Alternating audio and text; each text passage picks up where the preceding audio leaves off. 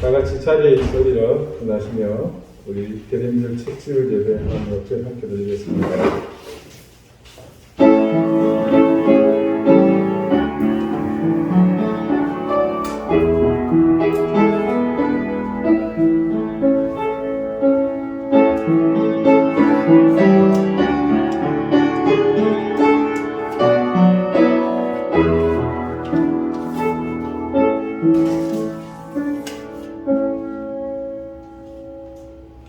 오호라 너희 모든 목마른 자들아 물러나오라.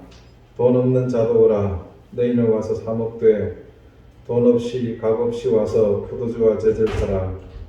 너희가 어찌하여 양식이 아닌 것을 위하여 은을 달아주며 배부르게 하지 못할 것을 위하여 수고하느냐. 내게 듣고 들을지어다. 그리하면 너희가 좋은 것을 먹을 것이며 너희 자신들이 기름진 것으로 즐거움을 얻으리라. 아멘. 주님, 우리는 이제 이 세상 가장 위대한 탄생을 기다리는 절기를 맞았습니다. 언제나 그 시간은 우리에게 새로운 소망이었고 또한 우리에게 드리워진 어둠과 절망을 몰아내는 새로운 빛의 오심이었습니다. 오늘 이 땅 질병으로 고통받고 있는 세상은 그 어느 때보다 간절히 구주의 오심을 소망합니다. 이 세상의 혼돈 속에서 구별되지 못한 우리 아버지 앞에 드릴 것이 아무것도 없습니다. 상처나고 찢긴 심령 외에는 우리가 아버지께 내어드릴 것이 없습니다. 소망의 시작을 알리는 이 대림절 첫 번째 주일 아침, 우리의 절망스러운 이 상황에서 영원한 구원으로 이끄실 빛으로 오실 아버지의 독생자를 만나기 원합니다. 주님, 우리와 함께해 주십시오. 이 땅의 소망으로 오시는 거룩하신 그 이름 예수 그리스도 이름으로 기원하옵나이다. 아멘. 찬송가 6장 함께 찬송하겠습니다.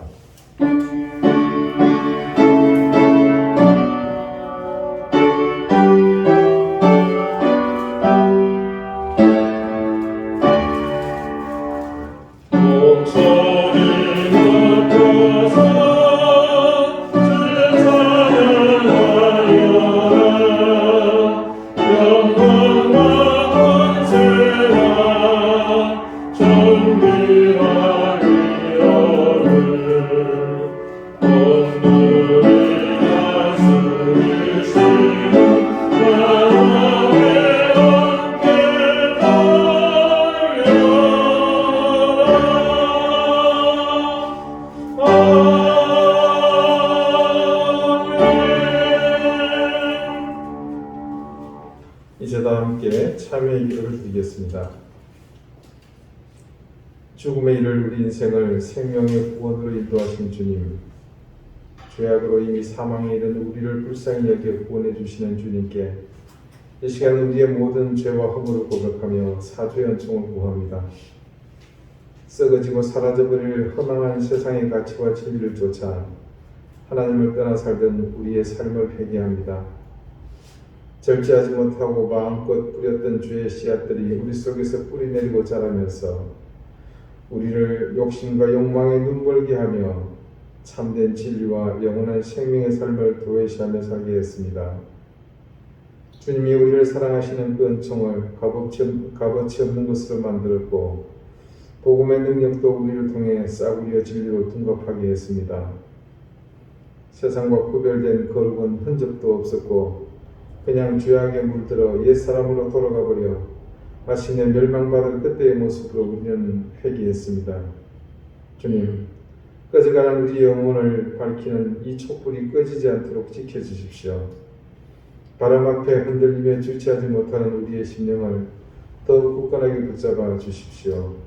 주님, 우리를 불쌍히 여겨 주십시오. 이제는 하나님과 나만이 아는 죄를 생각하며 계속해서 침묵 가운데 참회 기도를 드립니다.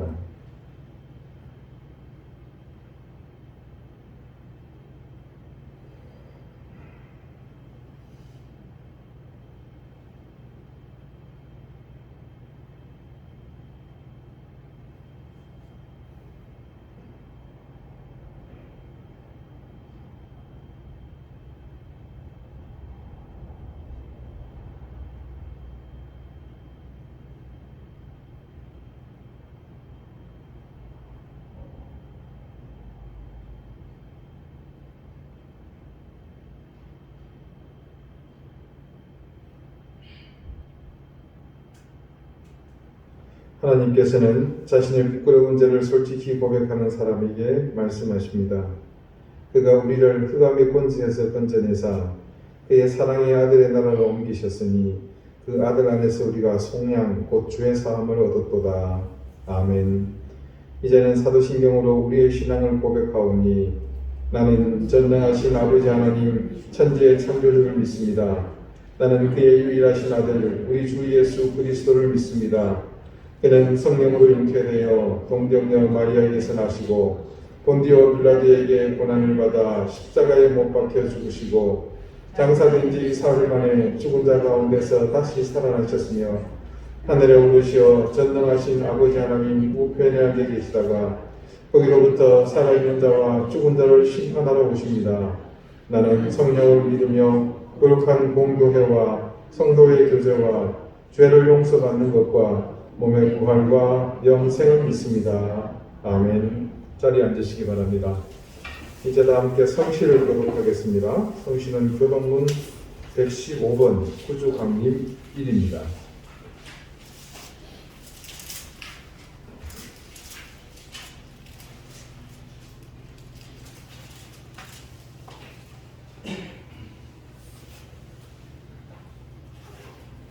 성문으로 나아가라 나아가라 백성이 올 길을 닦으라.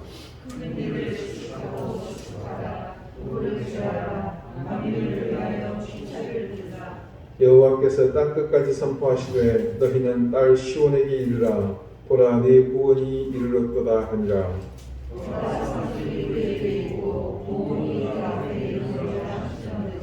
사람들이 너를 이끌어 거룩한 백성이라 여호와께서 구속하신 자라 하겠고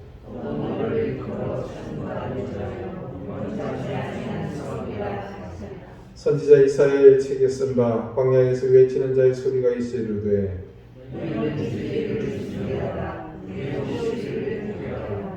모든 골짜기가 메워지고 모든 산과 작은 산이 낮아지고 모든 육체가 하나님의 구원하심을 보리라 함과 같으니라. 아멘. 기도 드리겠습니다.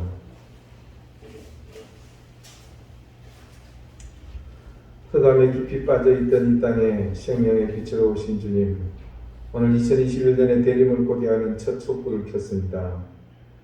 유한한 존재인 우리 인간이 채울 수 없는 온전함에는 하나님의 은혜만이 유일함을 알기에 오늘 다시금 우리의 인생을 구원으로 이끄실 구주의 강림을 기다리며 새로운 희망과 내일에 대한 소망을 꿈꿉니다. 지난주 하나님의 은혜를 세워보는 것이 얼마나 큰 은혜인 줄을 깨달았습니다. 우리에게 베푸신 은혜를 세는 일을 멈추지 않게 하시고 그 계수함의 정점에 있는 이 대림의 은혜를 더욱 값지게 누리는 우리가 되게 해 주십시오. 주님께서 세상에 오셨던 그때는 인류의 역사 중 가장 어두운 때였습니다. 그러나 천지 사방이 화려한 불빛으로 뒤덮이고 밤낮을 구분하기 어려운 불이 꺼지지 않는 이 시대가 더욱 어둡고 암흑천지인 모순 속에 사는 우리는 오늘 더욱 간절히 구주의 강림을 고대합니다. 우리 삶의 자리에 드리워진 절제되지 못하는 욕망과 그로 인해 자라난 죄악에 허덕이며 이제 우리의 힘으로 감당하지 못할 이 거대한 어둠 앞에 더 이상 우리의 영혼이 잠식되지 않도록 주님 더욱 강력한 빛으로 우리에게 오시옵소서. 2017년 11월부터 시작된 오랜 싸움이 끝났습니다. 모두가 기대하는 바는 아니지만 이 또한 하나님의 섭리와 이끄심 속에 있다는 사실을 알기에 허탈과 분노가 아니라 감사와 겸손 그리고 사명에 대한 부름에 대해 더욱 무릎 꿇게 됩니다. 하나님, 우리가 알지 못하는 하나님의 경륜을 깨닫게 해주시고 밝게 드러난 이 악함에 이제는 우리의 분노가 아닌 하나님의 손길이 필요하오니 하나님의 나라가 굽게 행해지지 않는 모습을 우리 모두가 바라보게 해주십시오. 코로나 팬데믹으로 지금 세상은 유례없는 큰 위기와 삶의 자리를 위협받는 고통 속에 빠져 허우적거리고 있습니다. 어설픈 위정자들의 아집으로 한치 앞을 보지 못하는 이 혼돈 속에서 우리가 더욱 주님을 의지하고 붙잡아야만 살 수 있다는 사실을 몸으로 느끼며 더욱 큰 하나님의 은혜를 소망하오니 하나님 우리를 불쌍히 여겨 주십시오. 그러나 우리가 세상 가운데 소망을 전하는 주님의 제자임을 망각하지 않게 하시고 이 위기와 환난에 우리를 방치하는 것이 아니라 더 큰 은혜를 소망하는 우리 되게 해 주십시오. 우리가 올바른 믿음과 정직한 신앙을 갖추고자 했으면 근래 세상에서 교회가 왜 필요한지 이유를 묻는 그들에게 우리가 그 대답이 되고자 함입니다. 물질을 쫓아 권력을 쫓아 세속화되어 하나님이 아닌 또 다른 대상을 하나님으로 떠받드는 그런 교회 되지 않기 위해서였습니다. 부디 우리의 이런 소망이 힘없이 무너지지 않게 하시고 어려운 지난 세월 동안 버티고 지켜온 우리의 교회됨이 옳았다고 자부할 수 있게 해주십시오. 미얀마의 고통이 묻히지 않게 해주십시오. 아프가니스탄에서 울부짖는 통곡 소리에 국제사회가 귀 기울이게 해주십시오. 종교의 이름으로 자행되는 온갖 악행이 멈추게 해주십시오. 하나님, 계속해서 지속된 지진으로 큰 고통 가운데 있는 아이들을 불쌍히 여겨주십시오. 코로나 팬데믹 속에서 위협을 극복하지 못하는 후진국들의 이 불쌍한 모습들을 하나님 긍휼히 여겨주시고 그들을 구원해 주십시오. 질병으로 고통받고 있는 하나님의 자녀들이 있습니다. 우리 양재홍 집사를 하나님께서 긍휼히 여겨주시고 이 어려움 속에서도 그 영육이 쇠하지 아니하도록 하나님께서 굳건히 붙드시며 우리가 알지 못하는 세상이 주지 못하는 하나님 주시는 큰 힘으로 그 귀한 아들을 굳건히 붙잡아 주십시오. 최고정 집사 수술을 무사히 마치게 해주셔서 감사합니다. 하나님, 여종이 지금 육신의 고통으로 인해 큰 어려움을 겪고 있으나 하나님, 그에게 주신 그 당당함으로 이 과정을 잘 이기고 승리할 수 있도록 귀한 딸을 붙잡아 주십시오. 연로하신 교회의 어른들의 건강을 지켜주십시오. 우리 어린 생명들을 더욱더 굳건히 붙잡아 주십시오. 하나님, 사랑하는 교우들의 가정을 기억해 주시고 늘 평강의 은혜로 인도해 주십시오. 코로나를 위해 위협받고 있는 모든 생업의 현장 가운데 하나님 비상한 은혜와 하나님 도우신 손길로 모두가 이 위기 속에서 하나님의 은혜로 굳건히 설 수 있도록 도와주십시오. 오늘 예배 가운데 함께 하실 주님, 주님의 은혜와 사랑을 사모하는 이 시간 우리에게 겸손한 마음을 주시고 주시는 귀한 말씀으로 새 호흡으로 새 힘을 얻는 우리가 되게 해 주십시오. 이 예배를 위해 수고하며 애쓰는 손길들을 기억하사 그들에게 하늘의 신령한 은혜와 땅의 기름진 복을 더하시며 우리 모든 교우들의 가정 가운데 하나님의 선한 이끄심이 늘 넘치게 해 주십시오. 예수 그리스도 이름으로 감사하며 기도드리옵나이다. 아멘.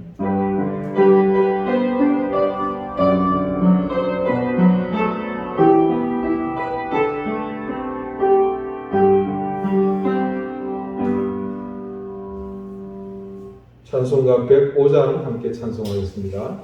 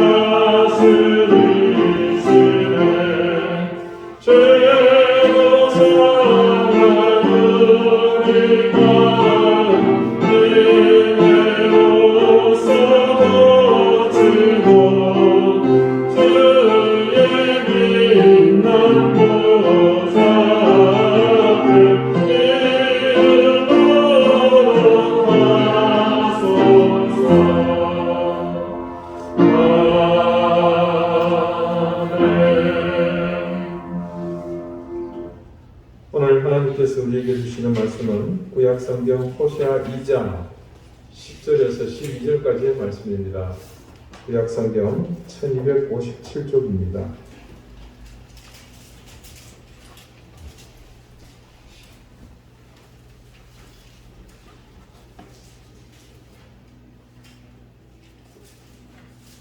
호세아 2장 10절에서 12절까지의 말씀을 제가 읽겠습니다. 이제 다 같이 자리에서 일어나 하나님의 말씀을 경청하십시오.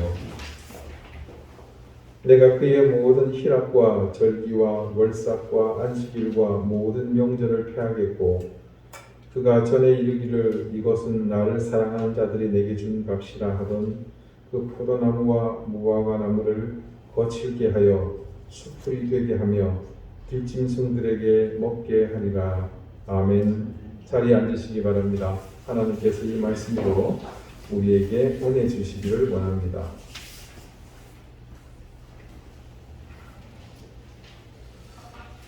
우리 교회와 비슷한 고난을 겪던 제주 동남 쪽에 위치한 한 교회가 있습니다. 그 교회는 한 개인이 자신이 운영하는 상업 숙박 시설 곁에 지었습니다. 그리고는 목사를 청빙해서 교회를 창립합니다.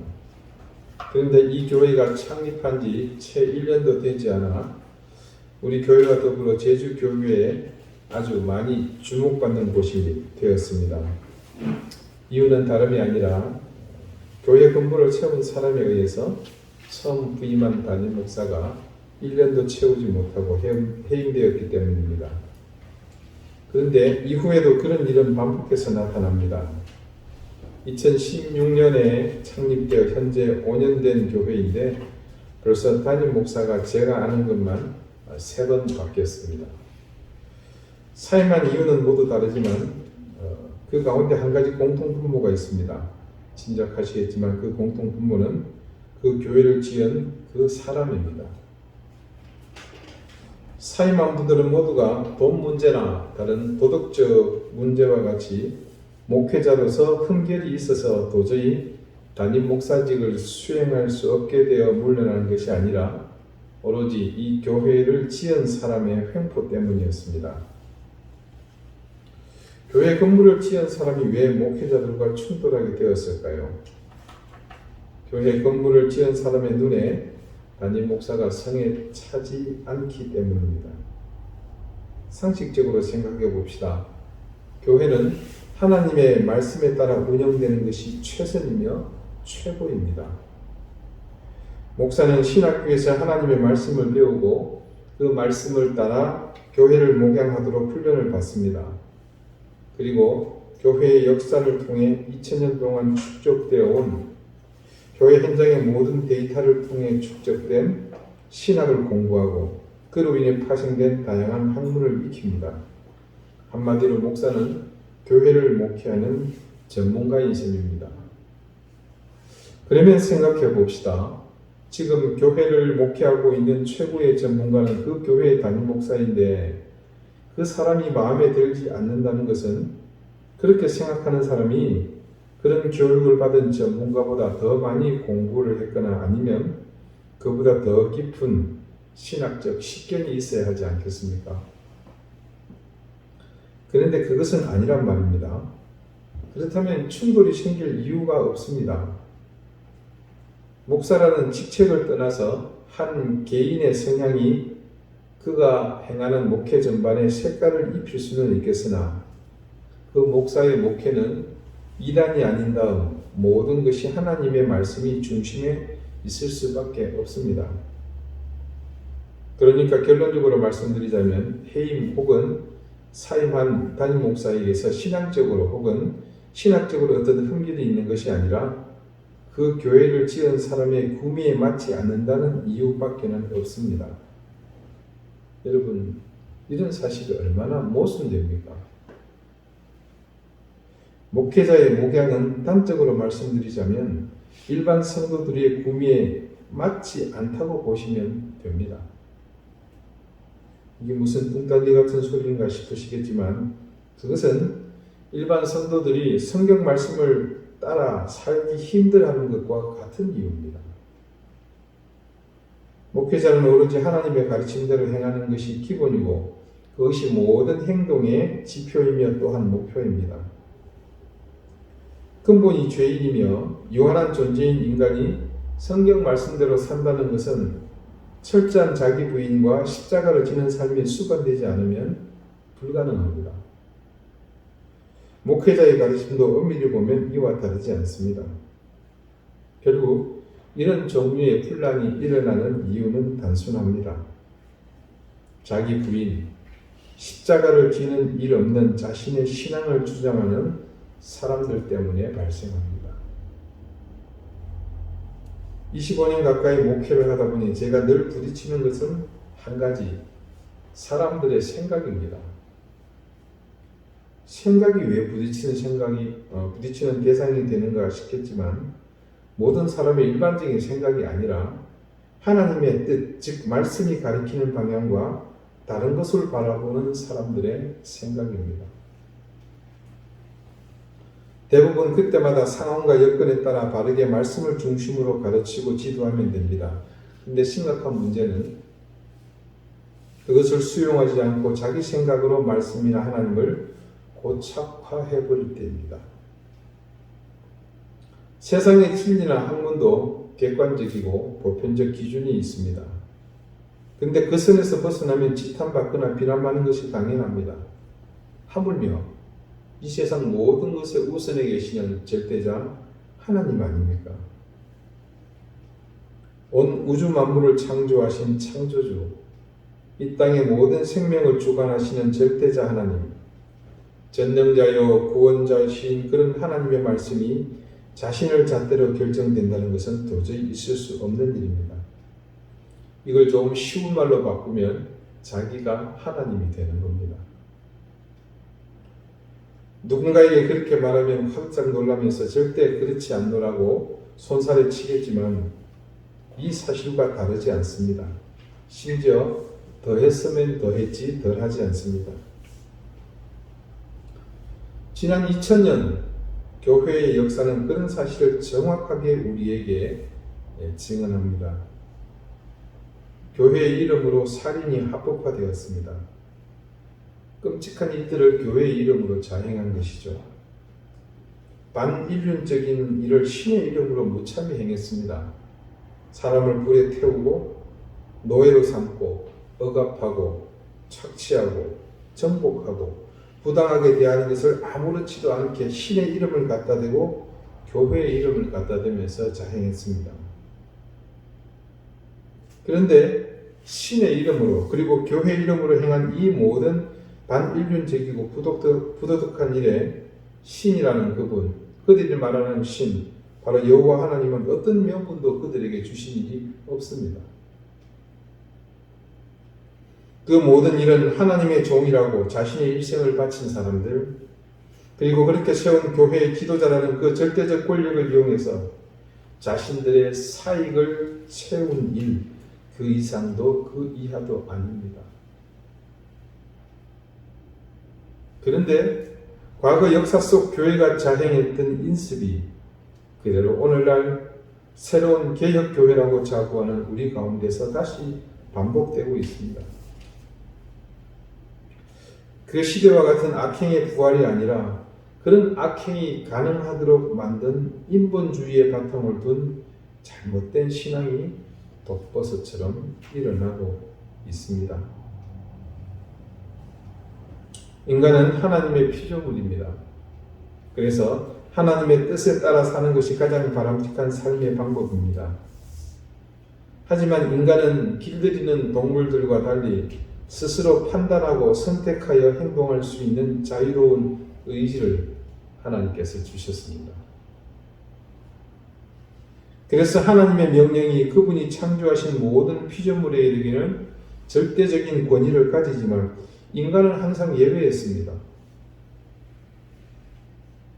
하나님의 명령은 인간에 의해서 반드시 재해석되는 과정을 거치게 되었습니다.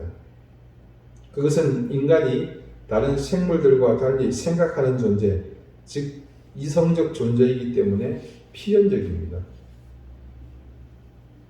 그러므로 하나님은 말씀을 통해 인간이 하나님의 뜻을 따라서 살아야 하는 것을 수없이 강조하셨습니다. 이는 첫사람 아담과 하와로부터 뼈아픈 경험을 치르신 그 이후에 얻은 데이터 때문입니다.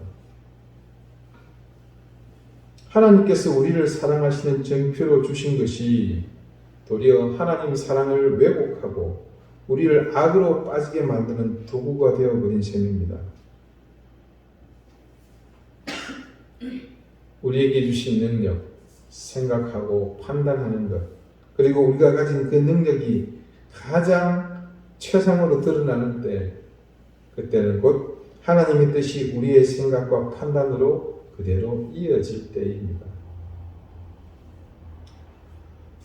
눈앞에 펼쳐지는 상황을 두고서 우리의 시각이 하나님을 바라볼 때 우리는 가장 선한 길을 택할 수 있습니다.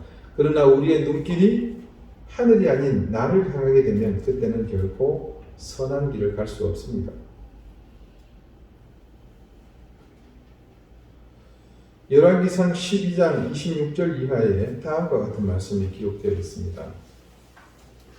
그의 마음에 스스로 이르기를 나라가 이제 다윗의 집으로 돌아가리로다. 만일 이 백성이 예루살렘에 있는 여호와의 성전에 제사를 드리고자 하여 올라가면 이 백성의 마음이 유다 왕 된 그들의 주 르호보암에게로 돌아가서 나를 죽이고 유다의 왕 르호보암에게로 돌아가리로다 하고 이에 계획하고 두 금송아지를 만들고 무리에게 말하기를 너희가 다시는 예루살렘에 올라갈 것이 없도다. 이스라엘아 이는 너희를 애굽 땅에서 인도하여 올린 너희의 신들이라 하고 하나는 베델에 두고 하나는 단에 둔지라. 이 일이 죄가 되었으니 이는 백성들이 단까지 가서 그 하나에게 경배함이더라. 사건의 배경을 설명하면 이렇습니다. 먼저 여기 등장하는 주인공은 여로보암입니다. 이 여로보암은 지금 호세아서에서 말하는 그 여로보암이 아니고 오리지널 여로보암입니다. 솔로몬의 아들 르호보암에게 맞서서 10개 지파를 따로 분리해서 북왕국을 건국한 초대 이스라엘, 북이스라엘의 왕입니다. 자, 여기서 이들이 비록 유다와 베냐민 지파가 남왕국을 유지하고 나머지 10지파가 따로 분리 독립했다고는 하지만 이들 모두가 한 혈통인 야곱의 자손, 즉 이스라엘이라는 혈통이 바뀐 것은 아닙니다. 이들은 혈연 공동체입니다.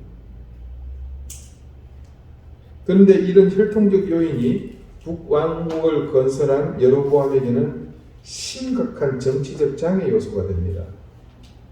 그 내용이 조금 전 읽어드릴 말씀 속에 그대로 드러납니다. 27절을 다시 읽어보겠습니다. 만일 이 백성이 예루살렘에 있는 여호와의 성전에 제사를 드리고자 하여 올라가면 이 백성의 마음이 유다 왕 된 그들의 주 르호보암에게로 돌아가서 나를 죽이고 유다의 왕 르호보암에게로 돌아가기로다 하고. 자, 혈연 공동체, 민족 공동체인 이 전체 이스라엘 사람들에게 있어서 예루살렘은 영원한 자신들의 본향과도 같습니다. 여러분 시편을 보시면 그 예루살렘 성전을 그리워하는 노래들이 얼마나 많습니까? 그렇게 이스라엘 자손에게 예루살렘이 그렇게 자리 잡게 된 것은 다름 아닌 성전 때문입니다. 그곳에 하나님이 거하시는 성전이 떡하고 버티고 있으니 아무리 여로보암이 아니라 저로보암, 네로보암이 왕이 되어서 나라를 이리저리 나누어서 다른 나라를 세운다 하더라도 그들 백성들의 머리는 모두가 예루살렘으로 향할 수밖에 없는 것이 바로 그들이 가진 그 공통의 유전자 때문입니다. 그러다 보니 비록 국경은 나누어졌다 해도 여호와 하나님을 경배하는 신앙에서는 그들은 하나의 공동체라고 봐도 무방합니다. 그리고 그 중심은 예루살렘입니다. 아니 정확히 말하자면 예루살렘에 있는 솔로몬이 지은 성전입니다. 아니 상천하지의 하나님, 무소부지하신 하나님이신데 어디서 예배를 드린들, 그 제사를 드린들 그게 무슨 대수겠냐 싶지만 이스라엘의 모든 남들은 율법에 명시한 의무가 있습니다. 1년에 한 번 대속죄일에 모든 남자는 예루살렘 성전에 의무적으로 반드시 와야 합니다. 여로보암이 아무리 왕이라고 하지만 그 왕보다 비교도 안 될 정도로 높으신 하나님께 경배드리러 가는, 그것도 율법에서 명한 것을 그가 제지할 수는 없는 노릇입니다. 그런데 1년에 한 번 여호와의 전으로 나가는 사람들이 빈손으로 가겠습니까? 율법에서 명하고 있는 성전세를 비롯해서 자신들이 죄를 지은 만큼 혹은 하나님의 은혜를 생각하면서 감격해서 예물을 작정한 사람들이 그것을 이래저래 들고 예루살렘으로 갑니다. 북이스라엘 사람이 예루살렘이 속한 남쪽 유다로 월경하는 겁니다. 그것도 돈을 들고 아니면 돈 될 만한 것을 들고 갑니다. 자, 왕의 위치에 있는 여로보암의 눈에는 그것이 참 기가 찬 노릇입니다. 이 여로보암이 신앙이 좋으냐면 이 사람 안 좋은 거 우리 다 알고 있잖아요. 이스라엘 역사에서 왕 중에서 나쁜 놈을 칭할 때 항상 수식어가 붙습니다. 뭡니까? 무슨 어떤 왕이다? 느바스의 아들 여로보암의 길로 행함. 그런 수식어가 붙지 않습니까? 그러니 그의 눈에 성전에 예물을 드리기 위해 가져가는 재물이 하나님께 드릴 구별된 거룩한 헌물로 보이는 것이 아니라 그냥 자루에 구멍이 나서 술술 밀가루나 곡식이 새듯 북이스라엘이라는 재물의 주머니에서 유출되는 것으로 밖에는 보이지 않는 겁니다. 거기에 더하여 백성의 마음이 유다 왕된 그들의 주 르호보암에게로 돌아가서 나를 죽이고 유다의 왕 르호보암에게로 돌아가리로다. 자, 이런 상황의 종국은 결국 이렇게 되고 말 것이라고 스스로가 한탄하고 있습니다. 그래서 여로보암이 특단의 조치를 내립니다. 그것은 북이스라엘에도 예루살렘 성전과 같은 것을 만드는 것입니다. 자, 여로보암이 정말로 하나님을 경외하는 마음으로 북이스라엘 백성이 예루살렘까지 걸어가는 수고를 들고자 하나님께 사흘 밤낮을 식음을 전폐하고 엎드려 이곳에 성전을 지을 테니 하나님 이곳에도 저도 출장을 와 주십사 그렇게 기도하면서 지었다. 그러면 이야기는 달라졌을 겁니다. 하지만 우리 중 누구도 여로보암이 그런 일을 할 인물은 아니라는 것을 잘 알고 있습니다. 여로보암 왕이 성전을 지은 이유를 말씀은 이렇게 증거합니다. 28절 29절입니다. 이에 계획하고 두 금송아지를 만들고 무리에게 말하기를 너희가 다시는 예루살렘에 올라갈 것이 없도다. 이스라엘아 이는 너희를 애굽 땅에서 인도하여 올린 너희의 신들이라 하고 하나는 베델에 두고 하나는 단에 둔지라. 자, 이 말씀을 볼 때 한편으로는 명분상 종교적 독립이라고 근사하게 붙일 수 있습니다. 하지만 이것은 앞서 말씀드린 두 가지의 불안함을 종식시키기 위한 여로보암의 특단의 조치임을 누가 봐도 알 수 있습니다. 이 천하의 막대 묵은 놈이 글쎄 송아지를 끔으로 만들고 그것을 베들과 단에 두고서 뭐라고 부릅니까? 너희를 애굽 땅에서 인도하여 올린 너희의 신들 누굽니까? 여호와 하나님이라는 겁니다. 기가 막히고 참 코가 막힐 노릇입니다. 지난주에도 말씀드렸습니다만 여로보암이 정말 여로보암했습니다.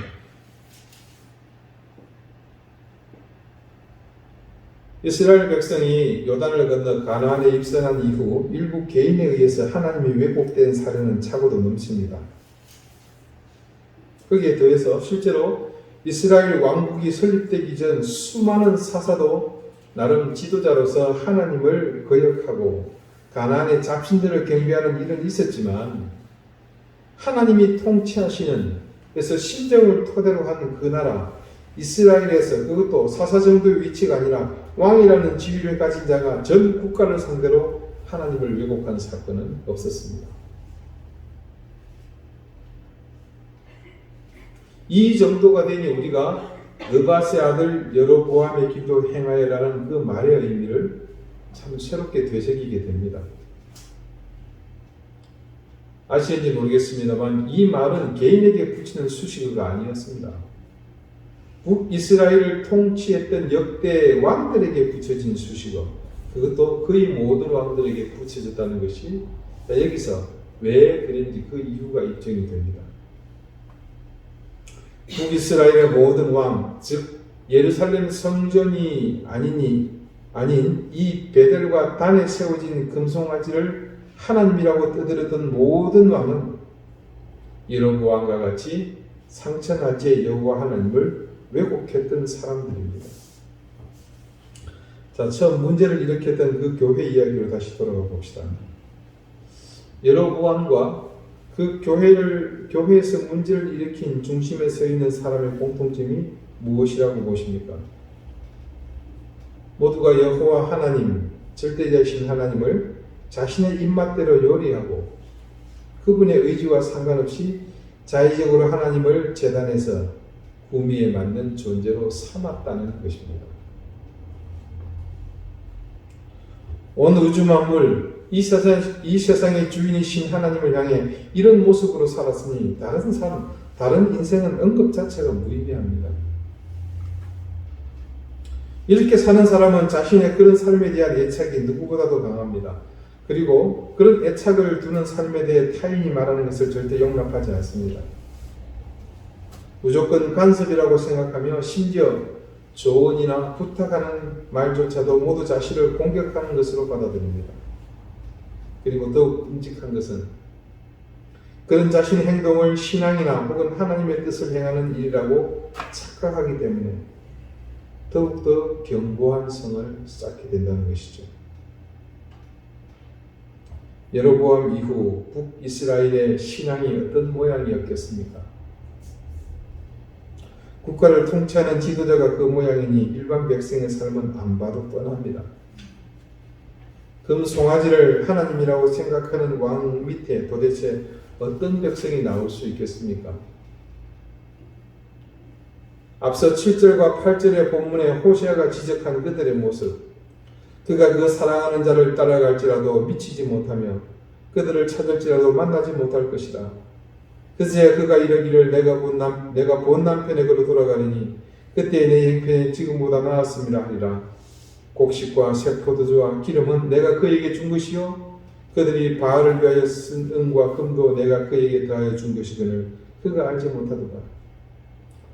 호세아가 고발하고 있는 이스라엘 백성들의 이런 형편없는 삶은 바로 그런 풍토 속에서 국가적 분위기와 맞물려 필연적으로 나타날 결과였음을 우리는 또다시 깨닫게 됩니다. 하나님을 내 인생의 목적이요 방향으로 삼는 것이 아니라 자신이 꿈꾸는 인생을 위한 도구로 삼는 이런 일은 우리가 절대 해서는 안 될 일입니다. 오늘 본문의 말씀은 그런 인생을 살아온 북이스라엘 전체를 향한 하나님께서 선언하시는 심판의 말씀입니다. 이제 내가 그 수치를 그 사랑하는 자의 눈앞에 드러내리니 그를 내 손에서 건져낼 사람이 없으리라. 하나님께서 이스라엘이 바알을 음란하게 숭배하는 것에 대해 아무런 죄책감이 없는 것을 이제 그들에게 분명하게 그것이 수치임을 깨닫도록 하시겠다는 겁니다. 그런 수치가 드러날 때 이제는 그때는 자신들을 이끌고 또 자신들이 흠뻑 취해 있었던 그 어떤 것들도 절대 자신들을 구원시키지 못할 것이라고 말씀하십니다. 그 다음 11절의 말씀을 봅시다. 이 말씀이 의미하는 바를 우리가 의미심장하게 봐야 됩니다. 내가 그의 모든 희락과 절기와 월삭과 안식일과 모든 명절을 피하겠고, 자, 스스로를 속여서 그것으로 자랑하던 나의 모든 도구, 내가 교회에서 높은 위치에 있으면서 내가 또 오래 다녔다고 자랑하던 그 모든 것들, 즉 하나님을 도구로 사용하면서 자신을 드러내는 일에 사용되었던 그 날들, 절기와 월삭과 안식일과 명절을 모두 의미 없이 만드시겠다는 말씀입니다. 이제껏 목에 힘을 주고 소리 높게 외치면서 그것을 마치 하나님의 뜻이냐 하나님의 의지인 것처럼 떠들게 만든 모든 명분을 사라지게 하실 것이라는 그런 뜻입니다.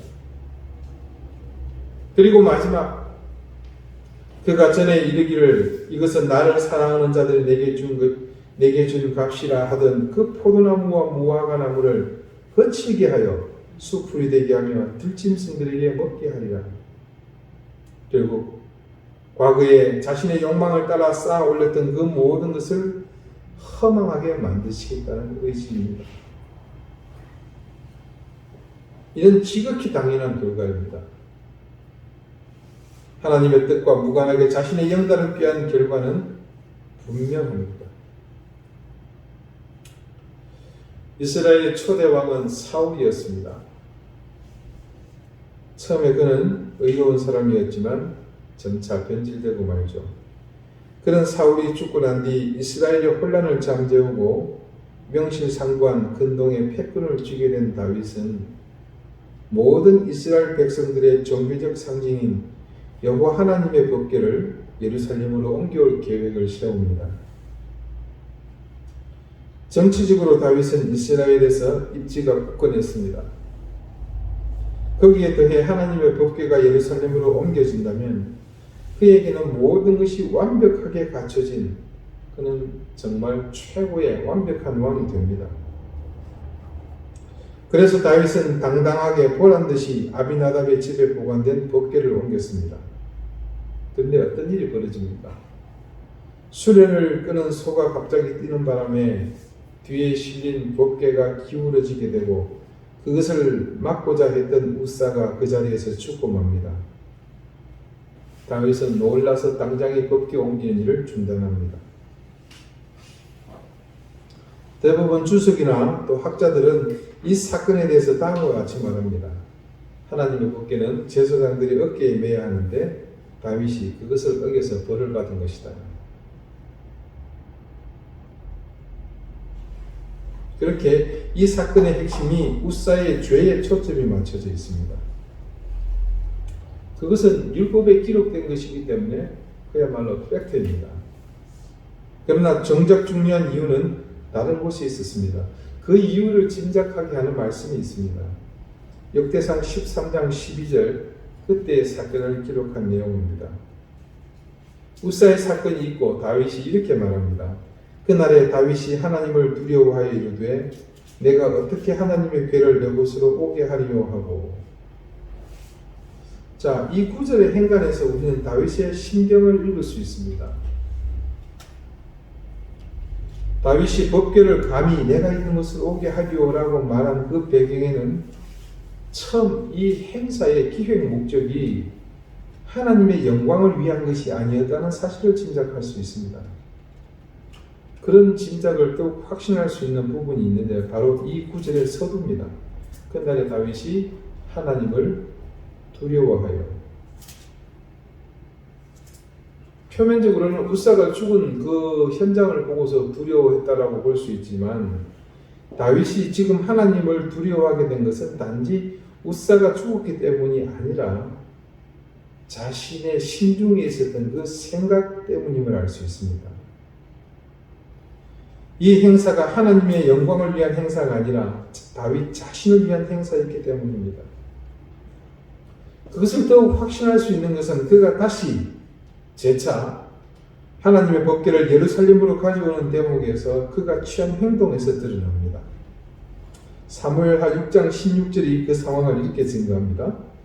여호와의 궤가 다윗성으로 들어올 때에 사울의 딸 미갈이 창으로 내려보다가 다윗 왕이 여호와 앞에서 뛰놀며 춤추는 것을 보고 심중에 그를 업신여기니라. 여기서 다윗이 춤을 춘 것은 하나님의 법궤가 온 것을 진심으로 기뻐해서 춘 것입니다. 그것을 뒷받침하는 말씀이 이후 사무엘하 6장 20절 이하에 다음과 같이 기록되어 있습니다. 다윗이 자기의 가족에게 축복하러 돌아오매 사울의 딸 미갈이, 이 미갈은 조금 전에 창밖으로 내려보고 왕을 아주 가짜게 생각했던 그 사람입니다. 다윗을 맞으며 이르되 이스라엘 왕이 오늘 어떻게 영화로우신지 방탕한 자가 염치 없이 자기의 몸을 드러내는 것처럼 오늘 그의 신복의 계집종의 눈앞에서 몸을 드러내셨도다 하니. 자, 무슨 말이겠습니까? 춤을 어떻게 췄는지 대략 짐작이 되시죠? 아마 막 춤을 추지 않았나 싶습니다. 옷이 벗겨질 정도로. 다윗이 미갈에게 이르되 이는 여호와 앞에서 한 것이니라.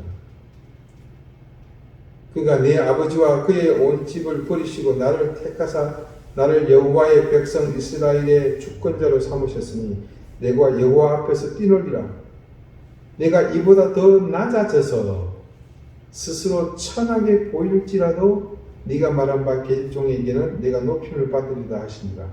자, 이 말씀에서 드러나듯이 다윗이 어떤 형태로든 자신을 위해 하나님의 법궤를 이용하지 않았음을 알 수 있습니다. 더군다나 이 말씀을 통해 알 수 있는 더 중요한 사실은 다윗이 진심으로 진정으로 하나님의 법궤가 예루살렘으로 오게 된 것을 기뻐했다는 사실을 알 수 있습니다. 이때의 기쁨은 이전 자신의 목적을 달성할 때의 기쁨이 아니라 하나님을 향한 신실한 사모함 때문에 얻게 된 기쁨입니다. 이후로부터 그에게 하나님은 도구가 아니라 진정한 자기 인생의 전부가 되었습니다. 이것이 바로 다윗이 가진 신앙의 위대함입니다. 사랑하는 우리 교우 여러분, 오늘은 구주의 강림을 기다리는 대림절 첫 주일입니다. 이 시대 대부분 신앙인들은 그 신앙의 목적이 하나님의 뜻을 이루는 것에 두는 것이 아니라 이런 저런 다양한 자신의 바람을 성취하기 위한 것에 두고 있습니다. 그런 이유 때문에 이 시대에는 정직한 신앙인, 바른 믿음을 가진 사람을 찾기가 어렵습니다. 그래서 교회 내의 모든 분란과 자복은 이 시대 가운데 필연적으로 나타날 수밖에 없습니다. 그래서 이 시대에는 참된 구주, 온전한 구원을 이루기 위한 진정으로 우리가 믿고 따라야 할 메시아가 또다시 필요한 시대가 되었습니다. 이제 내 욕망을 채우기 위한 내가 만든 하나님은 버려야 할 때입니다. 이전에 내 마음대로 이리 주무르고 저리 주물러서 만든 허상을 이제는 버려야 합니다. 그것은 신앙이 아니라 내가 하나님이 되려는 무모한 시도일 뿐입니다. 대신 이제 우리 간절함으로 정직한 신앙, 바른 믿음을 가진 하나님의 자녀가 되기 위해 다윗이 새로운 마음으로 몸이 드러나도록 기뻐 춤추며 여호와 하나님의 법궤를 맞이한 그 마음으로 우리에게 오실 우리 인생의 주인 되실 그 주님을 함께 기다리십시다. 기도드리시겠습니다. 하나님, 이제껏 저희는 하나님이 아닌 우리가 하나님이었습니다. 말씀이 우리에게 밝히 보여주는 하나님의 뜻은 중요하지 않았고 내 뜻과 내 의지 그리고 내 욕망을 만족시키는 것이 모든 것에 최우선했습니다. 그러는 동안 우리 인생의 목적이고 방향이 되어야 할 하나님은 어느새 우리의 만족을 위한 도구, 자아 성취를 위한 도구로 전락해 있었습니다. 하나님, 우리가 참 잘 못 살았습니다. 우리에게 정직한 신앙과 바른 믿음이 왜 없었는지 이제 또다시 깨닫습니다. 2000년 전 암흑의 시대에 이 땅에 빛으로 오셨던 주님, 이제 우리 인생의 어두운 이 10년 가운데 그때와 같은 참 빛으로 오시옵소서. 오셔서 이 어둠이 전부인 줄 알고 설치는 우리의 인생을 밝혀주시고 깨닫게 해주시고 이끌어 주십시오. 예수 그리스도 이름으로 기도드리옵나이다. 아멘.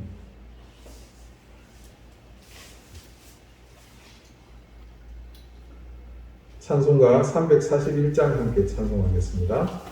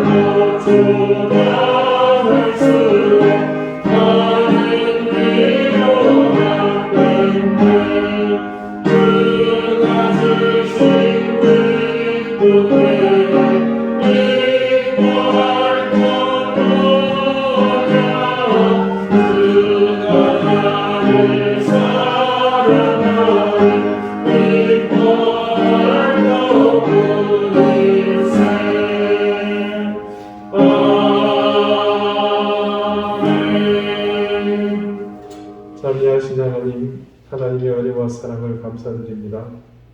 우리에게 생명을 주시고 구원의 큰 은총을 베푸신 하나님, 우리가 가진 모든 것이 하나님의 소유이며 하나님께서 주신 것임을 믿고 감사하는 마음으로 하나님께서 주신 것 중 일부를 구별해서 하나님 앞에 정성을 담아드립니다. 그곳에 우리의 삶과 인생, 우리 모든 것을 담아드리오니 주여 기쁘게 받아주십시오.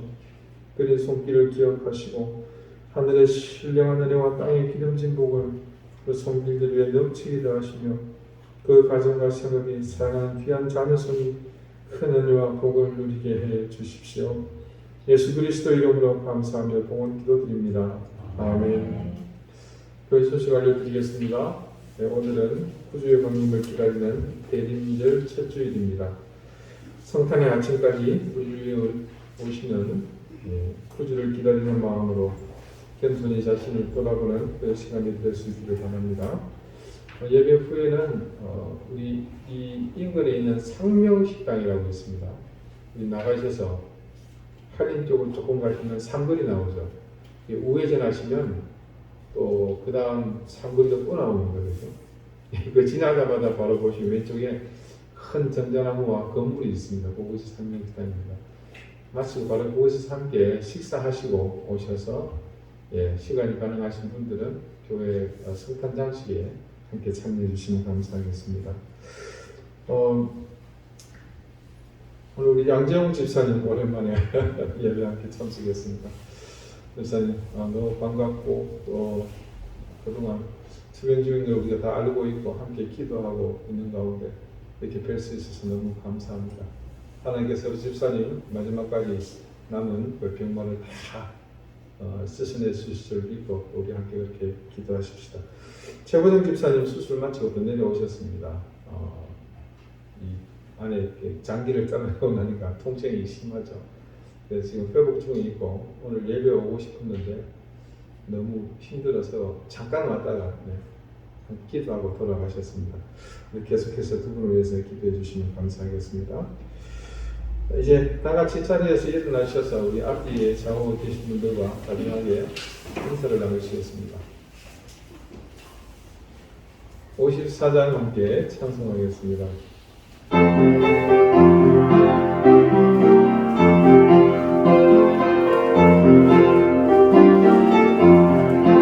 주여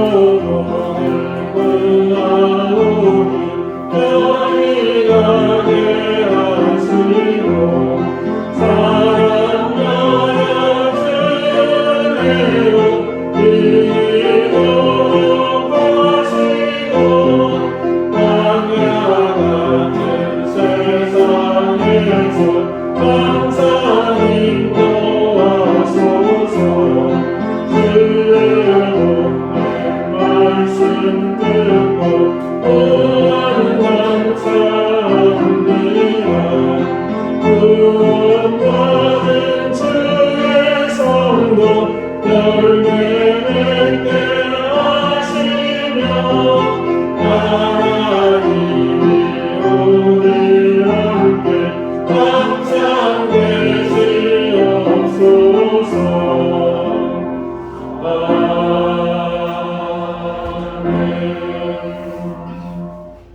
이제는 예수 그리스도의 은혜와 하나님의 사랑과 성령의 교통하심이 이제껏 우리의 욕심대로 우리가 원하는 하나님을 만들며 살았던 그런 신앙을 버리고 철저히 왜곡되었던 하나님이 아닌 온전히 우리를 구원하시고 우리를 구속하시며 이끄시는 생명의 주인 되신 그 하나님을 기다리며 소망하는 우리 사랑하는 방주교의 모든 성도들 머리 위에 질병 속에서 하나님을 향한 굳건한 의지와 믿음을 버리지 않고 끝까지 주의 손을 붙잡고 승리를 소망하는 우리 양재원 집사님과 사랑하는 딸 우리 최보전 집사님 머리 위에 또 우리 사랑하는 교우들 그 생업의 현장과 귀한 자녀들 머리 위에 이제로부터 영원토록 항상 함께 하시기를 간절히 축원하옵나이다.